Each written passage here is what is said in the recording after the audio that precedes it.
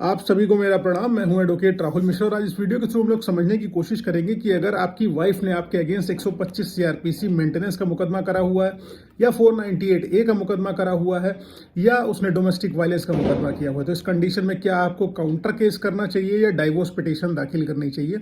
ये basically husbands के मन की बात है जो मैं आप लोगों से आज करने वाला हूँ। लेकिन उससे पहले मैं आपसे रिक्वेस्ट करूंगा कि अगर आप लोग चैनल पर नए हैं या पहली बार आए हैं या आप लोगों ने अभी तक इसको सब्सक्राइब नहीं किया तो प्लीज़ सब्सक्राइब करिए। जैसे मैं कुछ भी डालूं आपके पास नोटिफिकेशन सबसे पहले चले जाए और आप पहले देखें उसको, आपकी प्रॉब्लम्स का सोल्यूशन हो सके। मैं अपनी वीडियो में बेस्ट पॉसिबल सोल्यूशन बताने की कोशिश करूंगा, लेकिन मैं साथ ही साथ आपको कहूंगा कि अगर आप लोग मुझसे पर्सनली बात करना चाहते हैं तो मेरे दिए गए नंबर्स पर मुझसे कॉन्टैक्ट करके आप बात कर सकते हैं, अपनी समस्याओं का सोल्यूशन पा सकते हैं। लेकिन उसके लिए आपको बुकिंग करानी होगी। प्लीज़ बिना अपॉइंटमेंट बुक किए हुए कॉल न करें, बुकिंग आपकी व्हाट्सएप के माध्यम से होगी। चलिए हम लोग अपना वीडियो स्टार्ट करते हैं। देखिए, जैसे ही कोई मैट्रिमोनियल डिस्प्यूट होगा आपकी और आपकी पत्नी के बीच, मान लीजिए कोई बात कहानी हो गई, कहा सुनी हो गई आप दोनों के बीच में, तो क्या होगा? सबसे पहला स्टेप आपकी वाइफ क्या करेगी? नाराज होकर घर छोड़ के चली जाएंगी। उस कंडीशन में 1-1.5 महीना अपने मायके में रहेंगे और फिर अचानक से आपको पता चलेगा कि आपके ऊपर 498 का मुकदमा हो गया है, 125 का मुकदमा हो गया है और डोमेस्टिक वायलेंस के तहत आपके ऊपर, आपके परिवार वालों के ऊपर मुकदमा दर्ज करा दिया गया है। तो इस कंडीशन में सारा का सारा टाइम आपका निकल जाएगा अपनी बेल कराने में, अपनी फैमिली वालों की बेल कराने में। तो इस प्रोसेस में लगभग आप अपना 1 साल गुजार चुके होंगे और आपका दिमाग काम करना बंद हो चुका होगा और आप सोचने समझने की शक्ति खो चुके होंगे, क्योंकि सारा का सारा मैटर आपको अपने आप को सेव करने में लगा चुके होंगे। तो यहाँ पर बहुत ज़्यादा आप डिफेंसिव होकर काम कर रहे होंगे और डिफेंस की जगह अगर आप एक बार ऑफेंस स्टार्ट कर देंगे, यानी ऑफेंस मतलब अपराध वाला नहीं, डिफेंसिव होना और ऑफेंसिव होना जो मैं सिनोनिमस है उसको बता रहा हूं। अगर आप भी जिस तरीके से आपकी पत्नी ने आपके ऊपर फर्जी मुकदमे लिखाए हैं, उसके गलत कृत्यों के लिए आपको भी लिखाना होगा। खैर, फर्दर मैं स्टार्ट करता हूं कि आपके लिए क्या डाइवोर्स लेना बेटर रहेगा। तो देखिए, आप अपना सारा समय एफआईआर क्वेश्चनिंग में निकाल चुके हैं, आप अपना सारा समय बेल निकालने में लगा चुके हैं, एंटीसिपेटरी बेल पाने में आपने अपना सारा का सारा टाइम लॉस करा लिया हुआ है, आपका सारा समय जा चुका है। अब आपके पास क्वेश्चन सिंपल सा ये बचता है कि क्या मुझे अपनी पत्नी के साथ अब रहना चाहिए, क्योंकि इतने सारे उसने मेरे ऊपर केस करा दिए हुए हैं, तो अब वो डेफिनेटली मेरे पास लौट के रहना नहीं चाहेगी, ना मैं भी उसके साथ रहना चाहूँगा। इसलिए मैं उसके साथ नहीं रहना चाहूँगा क्योंकि उसके साथ रहने में मेरी लाइफ का रिस्क है, मेरी फैमिली वालों का लाइफ का रिस्क है। वो आगे चल के कोई भी मुकदमे मेरे अगेंस्ट या मेरी फैमिली के अगेंस्ट लिखा सकती है। आपके मन में प्रथम थॉट जो है बेसिकली आएगा, यही आएगा। तो इस कंडीशन में आप सोचोगे मन में, क्या मैं काउंटर केस करूं या डाइवोर्स केस करूं? तो मैं आपको दोनों चीजें बता देता हूं कि डाइवोर्स केस करने में आपके क्या फायदे होंगे, क्या नुकसान होंगे, काउंटर केस करने में आपके क्या फायदे, क्या नुकसान होंगे। तो डाइवोर्स केस अगर आप करते हैं तो सबसे पहले मैं बता दूं, डाइवोर्स जो फाइल करने का बेसिकली तरीका क्या है कि आपने उसके अगेंस्ट, उसने आपके अगेंस्ट केस कर दिया, ठीक है, तो आपने उसको ग्राउंड बना लिया कि इन्होंने जो है लड़ाई झगड़ा करती है, मेरे घर में रहना नहीं चाहती हैं, इसलिए मैं इनसे डाइवोर्स पिटीशन फाइल कर रहा हूं। तो इसमें आप क्या करोगे? आपको डाइवोर्स लेना ही लेना है, आप एक प्रोसीडिंग में चले जाएंगे, आप डाइवोर्स पिटीशन फाइल कर देंगे। अब हस्बैंड्स, आप इस तरीके से, अगर आपकी वाइफ आप के अगेंस्ट आपको डाइवोर्स लेना है, अगर आप डाइवोर्स क्लेम करना चाहते हैं, तो आप हस्बैंड्स क्या करोगे?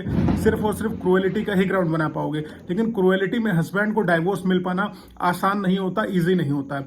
और अगर आप डिसर्शन दिखा ले जाते हो, डिसर्शन में मतलब कि अगर पत्नी आपकी लगातार 2 सालों से मायके में रह रही है और आई नहीं है, 2 सालों से ज्यादा का समय बीत चुका है, तो इस आधार पर ही आप डाइवोर्स पा सकते हो। तो अगर आपकी पत्नी लगभग 1-1.5 साल रह चुकी है तो थोड़ा सा और वेट कर लीजिए, वेट करने के बाद ही डाइवोर्स पिटीशन फाइल करिए, जिससे आपको बेनिफिट मिल जाएगा। डिसर्शन के आधार पर अपनी वाइफ से आप डाइवोर्स पा सकेंगे, ठीक है।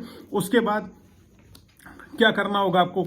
इससे नुकसान क्या होगा? अगर आप डाइवोर्स पिटीशन फाइल कर रहे हैं तो इससे आपके डिसएडवांटेजेस क्या होंगे, आपका इससे नुकसान क्या हो जाएगा? नुकसान ये हो जाएगा कि पत्नी को ये एडवांटेज होगा कि अमूमन देखिए, कभी कभी ऐसा होता है कि आप किसी और लोकेशन पे रह रहे हैं, आपका जो हस्बैंड का ससुराल है, यानी कि उसकी पत्नी का घर है, मायका है, वो किसी अदर लोकेशन पे, मान लीजिए 2000 किलोमीटर दूर है, आपने कहीं और केस फाइल कर दिया, अपनी लोकेशन पे आपने केस फाइल कर दिया।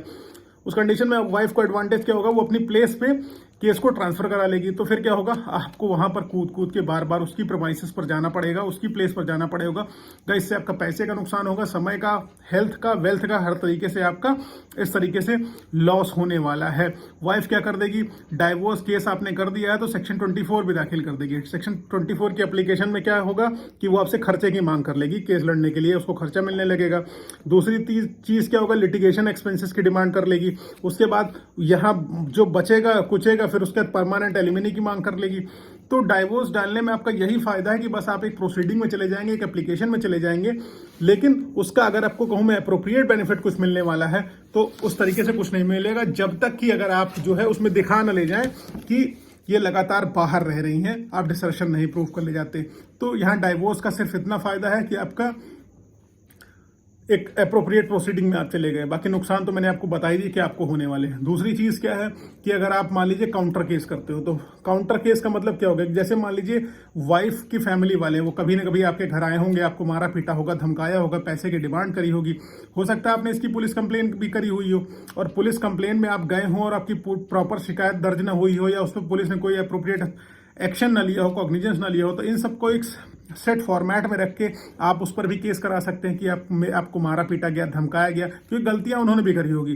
तो अगर आप उनके ऊपर भी केस कर देते हैं, काउंटर केस का यही बेनिफिट होगा, अगर आप उनके ऊपर केस कर देंगे, काउंटर केस जो है आप अपनी प्लेस पे करेंगे तो अगली पार्टी को भी लौट कर आना होगा। कई बार हम लोगों ने ये देखा हुआ है कि जब काउंटर केस हस्बैंड की साइड से हो जाता है तो नोटिस पे ही काम हो जाता है, दोनों पार्टियां सेटलमेंट के मोड में आ जाती है कि भैया ना हम इधर केस लड़के आके लड़ पाएंगे ना आप उधर लड़ पाओगे, इसलिए बेहतर है कि हम सेटल कर लें। सेटलमेंट बेसिकली कभी कभी हो जाएगा कि तुम अपने केस वापस ले लो, हम अपने केस ले लें, मैटर क्लोज कर लेते हैं। लेकिन कभी कभी क्या होता है कि उनके बीच जो भी डिमांड्स होती है, डिमांड्स का फुलफिलमेंट हो जाता है बेसिकली वाइफ की साइड से कि उनको इतना पैसा दे दिया जाए, सारी चीजें करके वो लोग केस को अपने सेटल कर लेते हैं, केस को डिस्पोज ऑफ करा लेते हैं।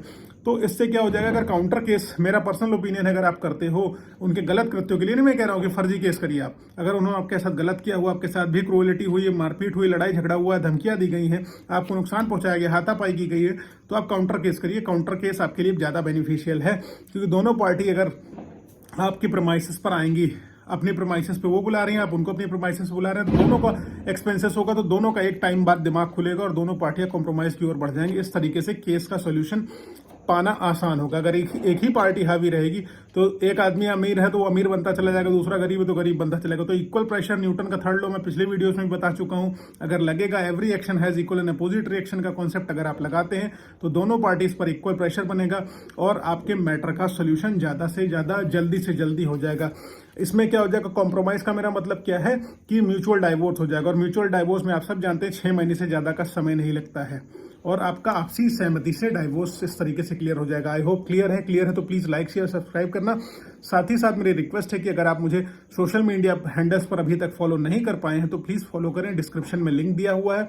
और अगर आप मुझसे पर्सनली बात करना चाहते हैं, किसी प्रॉब्लम का हल चाहते हैं, तो मेरे दिए गए नंबर्स पर जो डिस्क्रिप्शन बॉक्स में दिया हुआ है, अपॉइंटमेंट शेड्यूल करा के आप मुझसे बात कर सकते हैं। प्लीज बिना अपॉइंटमेंट के फोन ना करें, क्योंकि ये आपके लिए भी समस्या होगी और मेरे लिए भी होगी। Thank you so much. जय हिंद, जय भारत।